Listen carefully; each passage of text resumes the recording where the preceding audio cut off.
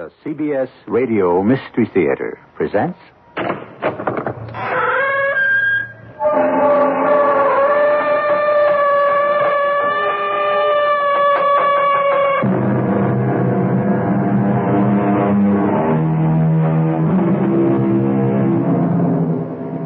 Come in. Welcome. I'm E.G. Marshall. Learn to do well.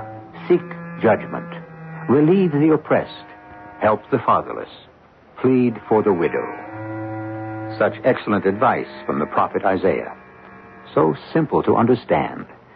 So fulfilling to follow. So, why aren't more people doing it? Your Majesty, the people are waiting to hear your immortal words of wisdom. Mother, I can't think of any at the moment. That is not acceptable. I'm sorry. The people won't like it. I'm not prepared to make a judgment. Then there's only one thing you can do. Yes? Tell me. What is it? Tell me. No.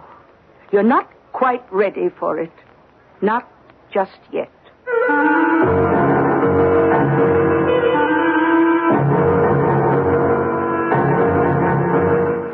Our mystery drama, The Final Judgment, was written especially for the Mystery Theater by Sam Dann and stars Gordon Heath. It is sponsored in part by True Value Hardware Stores and Buick Motor Division. I'll be back shortly with Act One.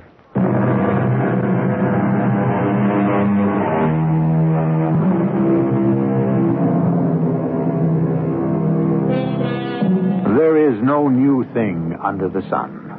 Or so it says in that part of the great book which is called Ecclesiastes, or the Preacher. And since many believe that the Preacher was King Solomon himself, we thus have another example of his enduring wisdom. For what, indeed, can ever be new under the sun? The works of man, perhaps, his machines, his buildings, his weapons, but man himself? No. Nothing has changed since Solomon's day. And to prove it, here is a tale told by the Preacher about himself. Not about a Solomon who was rich in years and wisdom, but of a younger Solomon who was filled with vanity. For, lo, the winter is past, the rain is over and gone, the flowers appear on the earth. My son. Oh, Mother? I thought I would find you here. And why not? This is my chamber. You should be at the council chamber. Where was I? The time of singing has come, and the voice of the turtle dove is heard in the land. I've just come from the council. Did you hear me? I'm sure all Israel has heard you, dearest mother. The fig tree puts forth its figs, and its vines are in blossom. And what are you doing? I'm writing poetry. Poetry? How can you write poetry? There's going to be a war. We can have war any time we please. But poetry, only when the inspiration comes. Jeroboam is raising an army. He claims the throne. I must ask you a very important question, Mother. Yes? Don't spare my feelings. How does this poem compare with, well, in your opinion, with what my father has written? Is that what you want to ask me? I know my father David was called the sweet singer in Israel. But with this poem... Listen to me. The council is waiting. You're a grown man now, with your own sons and daughters and wives. Obviously, Mother, you don't think much of my poem. Is this a time to be mooning over verses? Now, of course, it's difficult when one is compared to one's father. This is a serious business. You're a grown man with children. Yes, I know, with my own sons, daughters, wives. Yes. And you have your wives, most of them, to thank for your troubles. Dear Mother, I never have trouble with my wives. There's no household in the land more peaceful than mine. Every man is entitled to one wife. Some may manage 2. Even 3 is not an unreasonable number. But you... Ah, Mother. The people are angry because you marry foreign women. Mother, you know as well as I do that each of them strengthens us with a foreign alliance. And weakens us with a foreign idol in the temple. No one takes that seriously. The council is worried. And one thing you must never do is allow counselors to sit and brood. Because then each man begins quietly to flirt with treason. Your father would move decisively. If you're going back to the council room, tell them I shall be there. They'll just have to wait till I'm finished. Finished? With what now? I'm going to the courtyard. What for? This is the time when I dispense justice. Are you serious? Of course I'm serious. You must admit I have acquired a reputation for dispensing justice. My poor boy. You're mad. Down there, in that courtyard, is my military strategy. People may rebel against a king, but never against a judge. Especially one who seems to speak with the vision and the wisdom of the Lord. But I know what you want. You would wish me to place myself at the head of 10,000 armed men and slaughter this Jeroboam and his rabble. That's what your father would do. But I'm not my father. I didn't kill Goliath. I never had to fight for my life against wild beasts or bloodthirsty brigands. I was never a shepherd, a hunter, a soldier. I was born in luxury, raised with riches. I must fight in my own way. And, Mother, as long as the people believe that through my mouth flows the wisdom of the Lord, we need not trouble our heads about Jeroboam or any other pretender to the throne. But the council is frightened. I'm not frightened. I look at my mother, Bathsheba. This prim and proper middle-aged lady. I look for a trace of the ravishingly beautiful 17-year-old Bathsheba, for whom my father, David, had defied the Lord's holiest commandments. What has happened to you, Bathsheba? Where have you gone? The exquisite maiden has become the exacting matron. That breathtaking, heart-stopping beauty has been replaced by a sharp, deadly intelligence and cunning. Or were they always there? She never tires of telling me that I am king of Israel, thanks to her artfulness and strategy. What she doesn't seem to understand is that getting the crown was not nearly as difficult as keeping it. And the only way I can keep it is to dispense justice. Justice! I demand justice! Justice! I have a right to justice! I will have justice! Speak one at a time. Oh, King, live forever. I am the victim of a plot. Immortal King, one of these two or both of them have robbed me. King of kings, punish the thief. They lie! Listen to the truth. I am innocent. I have been robbed. You know how it all began. With those two women and the baby. When I was called to judge between the two women and the infant, I was so completely puzzled that finally in anger I shouted, "Give them each half of the baby," without even thinking. And no sooner were those words out of my mouth when my heart almost stopped. What if they take me seriously? What if both women are too stubborn to give in? Women. They were hardly more than children themselves. Two poverty-stricken little prostitutes, starving in a miserable hovel. And yet, one of them rose to heights of nobility unmatched by any queen. How well it ended. And it was the making of me as a judge. Your Majesty! Mighty King! Emperor of the world! First, we must dispense with all of that. I am Solomon, son of David. And by sufferance of the Lord, I preside over his people, Israel. Which of you is the oldest? Raise your hand. What is your name? I am Joseph, son of Aaron, son of Simeon, son of Kish, son of Judah. I dare say you could take us back to our father Abraham himself. On a more contemporary theme, what is your grievance? Your Majesty, the tale is quickly told. And you are? Abiel, son of Asher. We three, myself and these two villains... Whom do you call a villain? And what do you call yourself? I am Benjamin, son of Zebulun. So, here we have Joseph, Abiel, and Benjamin. Proceed. Tell the tale without adornment.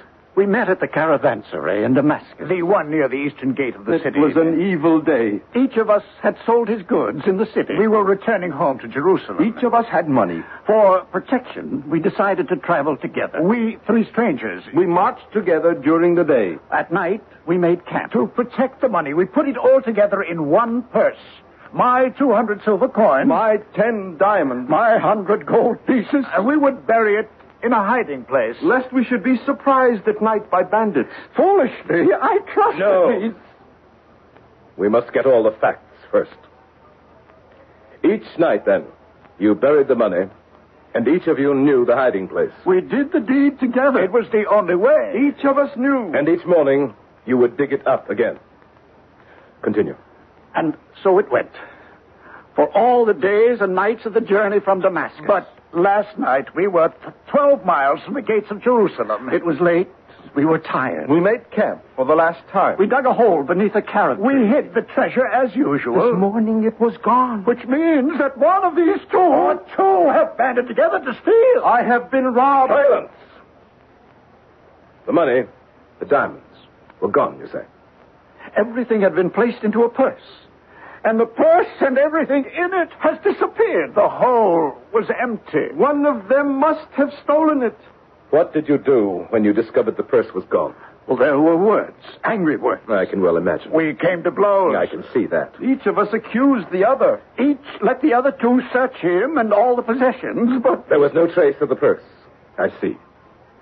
Then we must assume that last night, when all three of you were supposed to be deep in slumber, one of you was awake. Yes, one of them. That's the way it happened. And that one, making sure the others were fast asleep, went to the hiding place, removed the purse, hid it somewhere, and returned to his place by the fire. That's exactly how it was. That's what the thief did. That's what one of them did. Joseph, did you wake up during the night? No, Your Majesty. You, Abiel, did you get up last night? No, Your Majesty. Benjamin, did you sleep during the night? I did, Your Majesty. Did any of you see anything? Hear anything? One of you stole that purse. So, was it you, Joseph? No, Your Majesty. Was it you, Abiel? I swear to you, Your Majesty, I'm innocent. And you, Benjamin? Are you the man? No. No, Your Majesty. One of you is lying. This was the moment. Dramatic moment that everyone was waiting for. Three men had told a story. Each was a respectable and honest-looking person, and yet one of them was a liar and a thief. To see through the lie was beyond the capability of the average person, but I was Solomon. Solomon the king, Solomon the great judge.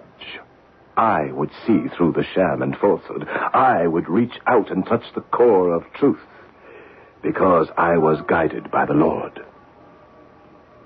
There was a hush. No one spoke. They waited for me to rise and point to the culprit. They waited for the awful bolt of lightning to strike, and so did I. I waited for the flash of insight. I waited for the sudden revelation. But it didn't come. I knew what I had to do. I rose from my chair. I gazed into each man's face. I needed time. Joseph, raise your hand and swear you are innocent. I swear I am innocent, Your Majesty. Abiel, swear you are innocent. I swear, Your Majesty. Benjamin, I swear I'm innocent. I swear I'm innocent. One of you is guilty. And that one is...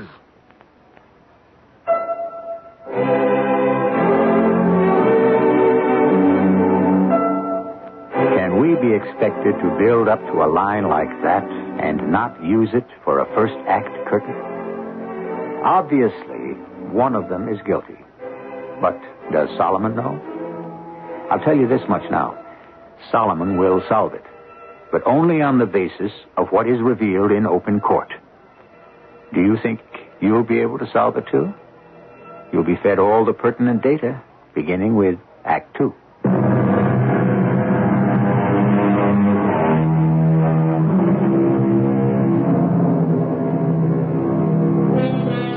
The mark of Cain, the brand of the thief. By these, we are supposed to know the transgressor. However, that type of insignia used to be put on after the criminal had been exposed. So how do you recognize the wrongdoer before he has been brought to justice? This is a story about King Solomon. He's faced with just that problem. One of you is lying. One of you is the thief. And that one is the man who shall suffer the full penalty of the law. And they were waiting. The crowd was waiting for me to point to Joseph or Abiel or Benjamin, to proclaim, "Behold, he is the one." That's what was expected. That is why they gather in their thousands in the courtyard of the palace. Why princes and philosophers, scholars and sages join the vast horde of common people. Why they come from all over the world to watch the Hebrew king dispense justice. I look at the faces of Joseph, Abiel, Benjamin. I search each man's countenance for a sign. But they look equally innocent or equally guilty.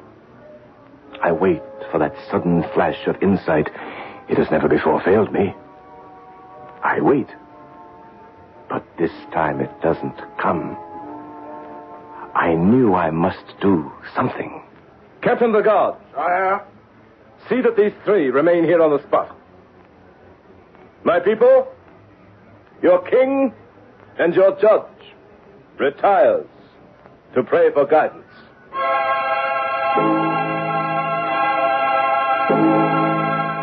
Solomon. Mother, I cannot come to the council chamber now. I understand. You have trapped yourself. What do you say? You have become the prisoner of your own reputation. I know. These three. By now, news of their litigation is traveling all through the land. And everyone awaits the judgment of Solomon. Mother, it is not necessary to remind me. But it is. Listen to the words of Jeroboam. Listen to what he says. Are we not a simple, God-fearing people? Farmers, craftsmen, shepherds? What is this foreign luxury that eats away at our substance? And the people listen. He is wrong. We are not a simple people. We're a great people. Does it matter? Your strongest claim to the throne is your ability to dispense divine justice. Well, dispense it. The people are waiting. I know they're waiting. The one thing you cannot do is keep them waiting. I know.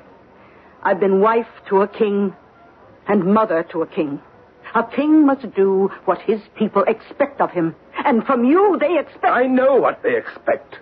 Judgment. Then give them a judgment. I've been unable to find... Then come up with something clever. Mother, you cannot command inspiration. Well, then what are you going to do? I'll think of something. I've already thought of something. What is it? Well, tell me. No. I don't think you're ready for it. Just yet. I sent confidential agents through the city. They investigated Joseph, Abiel, Benjamin. What kind of reputation did each man have? Spotless, it turned out. What did their friends, neighbors, even enemies think? Each was a man of unblemished character. Each was honest, hardworking, trustworthy. I spoke to each man in private. I trade in spices, Your Majesty. Yes, Joseph. I'm a poor man. Poor? You own a large house, land. You have servants. But I'm poor because I have no sons. There will be no one to carry on my name. But surely one of the women in your household could... The Lord has not seen fit to answer my prayers. They say you plan a journey to Canaan. Well, yes, Your Majesty, I had thought about it. To the city of Gaza. Oh, we are at peace, Your Majesty. We trade. In Gaza is the temple to the pagan goddess Ashtaroth. Are you aware of it? I know they worship her. Ashtaroth, the goddess of fertility. Had you planned to visit her temple? Your Majesty, why would I... Why? These things are not unknown, are they? When all else fails, There are those who pray to idols. But, Your Majesty, I am not one who... Why, it's an abomination. And an expensive one at that. The altar of Ashtaroth, I am told, must be piled high with gold and silver and diamonds. The rumor among your neighbors is that you are taking your wife on a trading journey. Oh, she has kinfolk along the way in Jabesh. I see. That is all. For now, Joseph. They are all three honest men, Mother. Oh, perhaps none of them has ever been caught doing anything wrong. We must be calm. To lose the throne because of a petty quarrel among merchants. It's not a petty quarrel to them. Besides, who says I'm going to lose the crown? You said it yourself. Justice is the cement that keeps together the walls of your palace. I will find the thief and pass judgment. What if there is no thief? What if there is no thief? And no gold, no silver, no diamonds, no robbery. And they did not come from Damascus. I don't understand. What if these three are partisans of Jeroboam, and this is a part of a plot to discredit you? But they have been to Damascus, and they did sell goods, and they did have money. I have made inquiries. I will find the thief. I am a weaver of cloth, Your Majesty. And you brought your wares to the marketplace in Damascus, have you? Yes, Your Majesty. And you sold all of your goods? Yes, Your Majesty. Had you done well, have you? Very well. You were returning home, then, with 200 silver coins? Yes. There are those who say your wares were worth considerably more. And yet, you just told me you had done well. Well, when one makes a long and hazardous journey to a foreign land and returns home alive, well, it can be said he did well. But not financially. There was more cloth than people wanted. Which means you sold yours at a loss. Yes. Which means you are in debt. Yes. Were you tempted by Joseph's gold and Benjamin's diamonds? No. That is all. For now. Have you? Shall I tell you what might be the cream of the jest? Mother, I am not aware that anything is funny here. Oh, it's possible that all of them are innocent. How is it possible? Consider the story. They decided to stop for the night. Yes, They'd halted by a carob tree. we know that. A thief could have been concealed in the branches. He could have seen them bury the purse. He could have waited till they fell asleep. No, Why not? the tree was dead. It had no foliage. Then there is only one thing left for you to do. What do you suggest? I say you must... Yes? No, you're not quite ready for it. Not just yet. You are a dealer in precious stones, Benjamin. Yes, Your Majesty. And you had journeyed to Damascus to buy or sell. To buy, Your Majesty. Was your trip successful? Very successful. These 10 precious stones, they were the object of your trip? Yes. At this point, they represent your entire fortune. Well, When did you discover that the diamonds were false? Your Majesty, I don't understand what... Do you deny it? I am an expert in precious stones. No one could fool me. I would know a false diamond. Of course. No one doubts your expertise. Only your common sense. The diamonds you bought were real enough. But the ones that were given to you carefully wrapped in a soft cloth. How did Your Majesty know? Your misadventure is now a well-known joke in a certain section of the bazaar in Damascus. Somewhere along the journey, you happened to examine the diamonds a bit more carefully than usual. But You are a ruined man. Yes. But I'm not a thief. That is all. For now, Benjamin.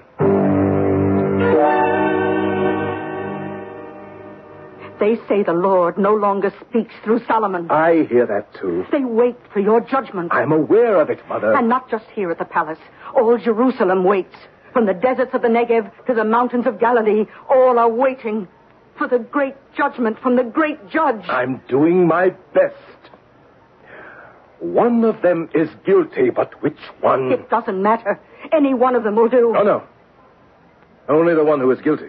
If you must have the guilty one, then do it the way these things are done among civilized people.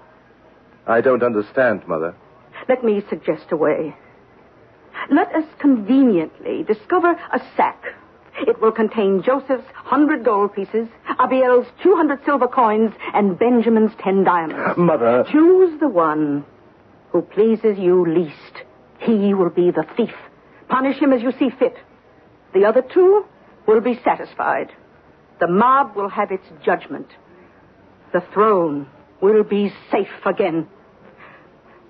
You don't care for the idea? No. You are repelled by the, shall we say, the immorality of it. Immorality? I remember what I did to get the throne. What I did. What I permitted you to do for me. No king is without blood on his hands. Not my father David, nor Saul before him. There are things you must do to win the crown. And there are things you must do to make sure the crown remains on your head. I understand that, Mother. Now, we know the contents of the purse.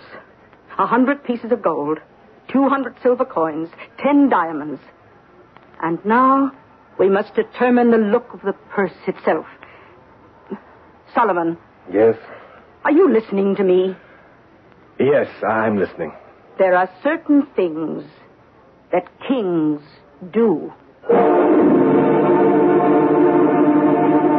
We know that those in power can usually justify anything they do in the name of some higher morality or some greater good.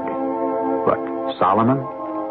Well, one thing you have to remember about many of those biblical kings, they were human. Oh, how intensely human. How human, we shall see shortly when I bring you face to face with Act 3.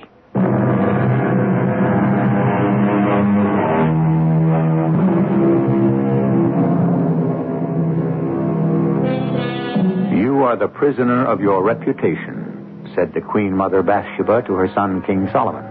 And what was his reputation? His great ability? Today we would call it instant wisdom. It was as if he were divinely inspired to see through the maze of confusion into the heart of a problem. The trouble with being able to create miracles is that after a while, people expect you to do it all the time. All three of them had a motive. All three of them could have used the contents of the purse. Then decide among them. They are entitled to justice. Oh, we're back to that. We never left it. Jeroboam grows stronger every day. I will find the guilty man. How? I will find him. I summoned the three of them before me again. I questioned them at length, in detail. There was nothing I didn't know now about their lives, their thoughts. But the basic mystery still eluded me. Which one was the thief? Obviously, they were all honest to begin with. But each now felt a desperate need for more money. Under these circumstances, any man can break down. Any honest man can suddenly desert the path of morality. I kept asking more and more questions. The three of you were strangers in Damascus. Whose idea was it to return to Jerusalem together? It was mine. Yours, Joseph. Yes, Your Majesty. I felt there would be safety in numbers. Whose idea was it to place all the money and diamonds into one purse and bury it for the night? It was mine, Your Majesty. Yours, Abiel. It would be safe from thieves. The last day of the journey, you were only 12 miles from Jerusalem. Whose idea was it to camp for the night? It was mine, Your Majesty. Yours, Benjamin. The thieves are always thickest right outside the city gates. We would be overtaken by darkness. And the more I spoke to them, the more it became apparent that a case could be built against any one of them. You must deliver a judgment. I must know who is guilty. You are the king. You decide innocence or guilt. I have always taken pride in my ability to arrive at the truth. Oh, I see.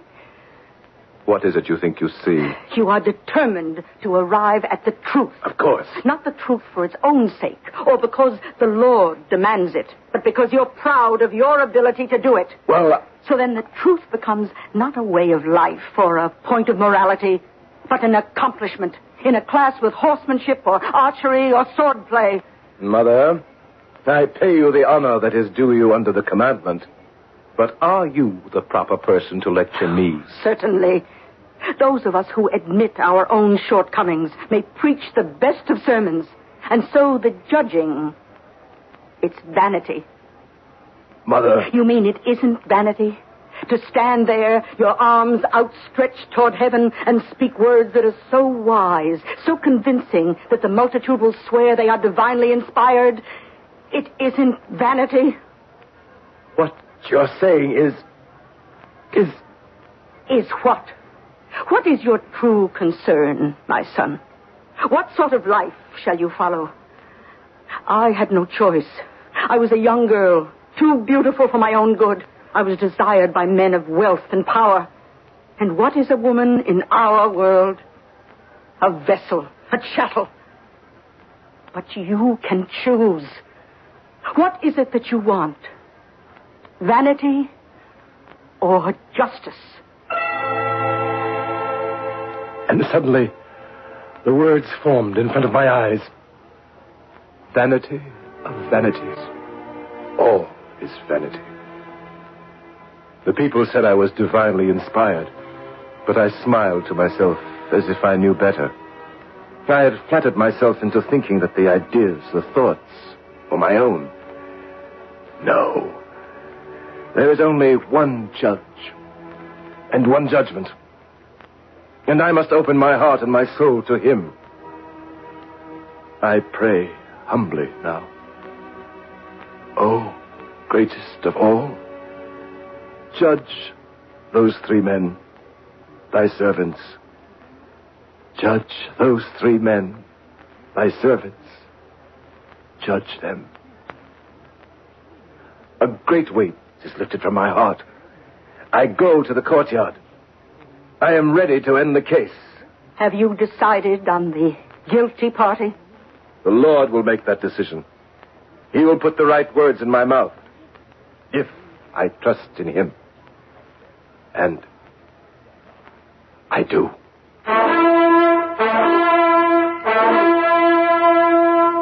Joseph, Abiel, Benjamin, stand forth. Each of you has presented his case. From all the evidence that has been given and all the facts, any one of you may be the culprit.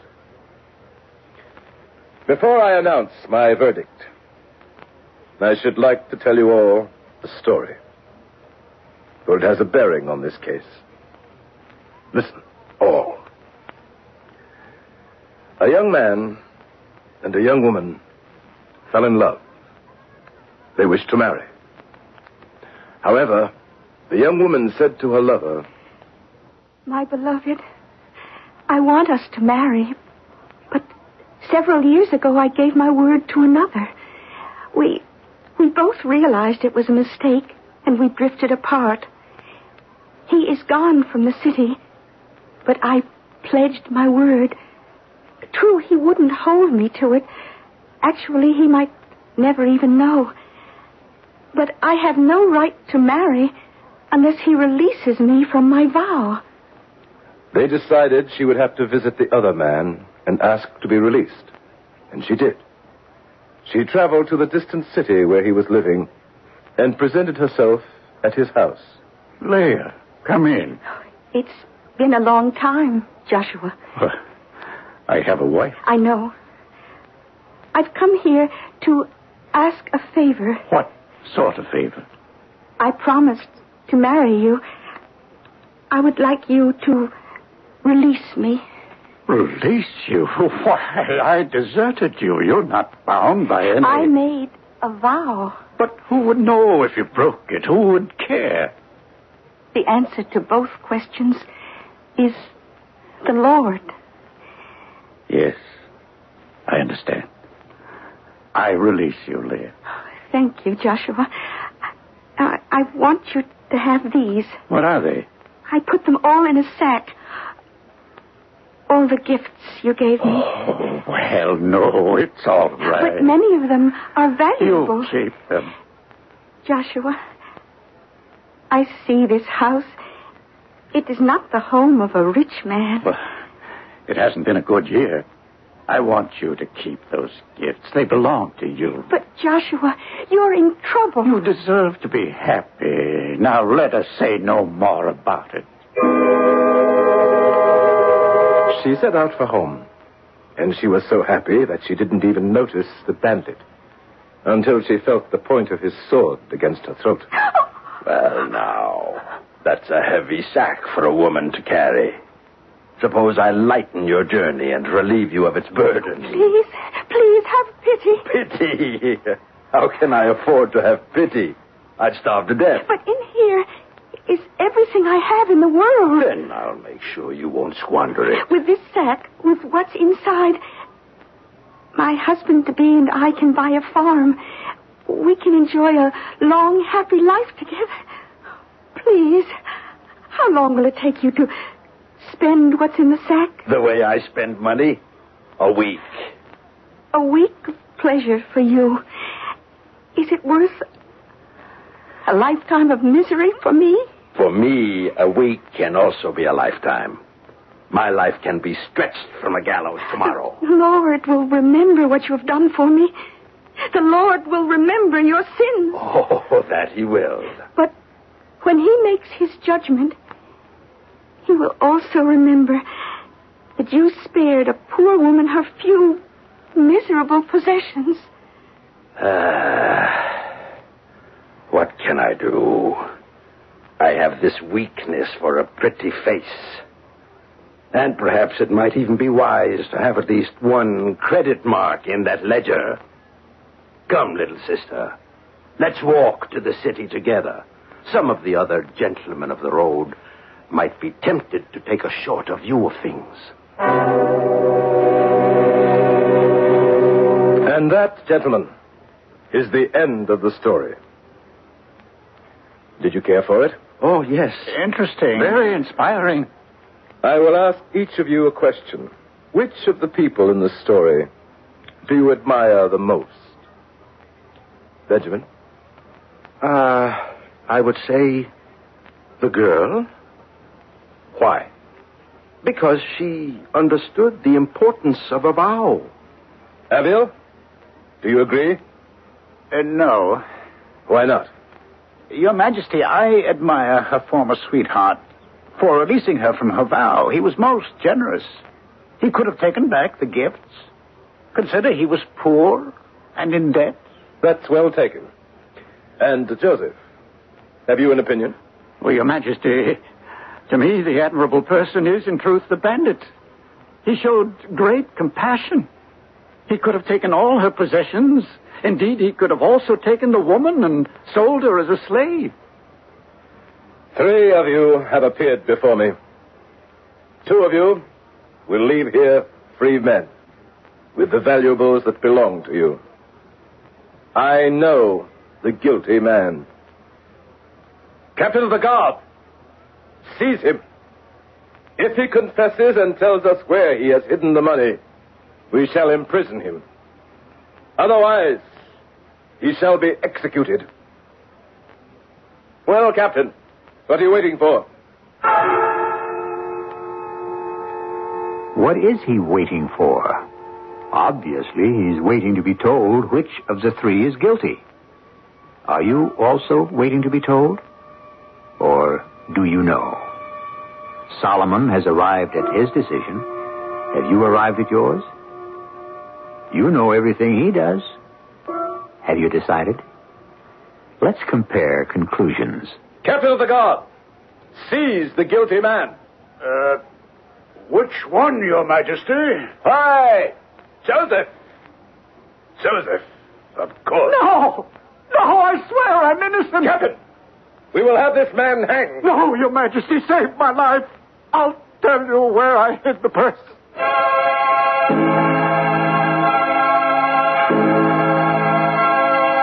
And how did you know Joseph was guilty? I told a story of a man, a woman, and a thief. Each of the three had done a good deed. Do you follow? Yes. Benjamin thought the woman had behaved best. Abiel said that the former sweetheart had shown the most generous heart. And Joseph claimed that the bandit had been the most worthy of praise. Yes, but what did all that have to do with the case at hand? Mother, you see, it takes a thief to admire a thief.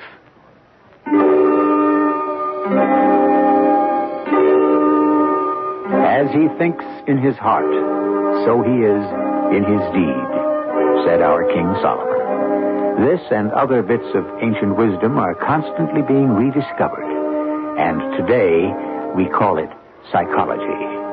But as we have been told, as it was in the beginning, so shall it be in the end. But before we make an end of our story, I must leave for a few minutes.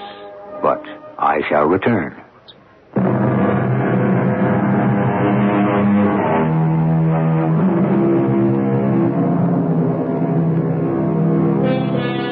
This has been the story of a judge, of a mighty king who held the power of life and death.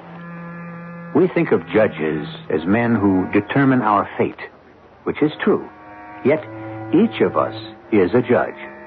Each of us is constantly being called upon to decide between right and wrong, good and evil.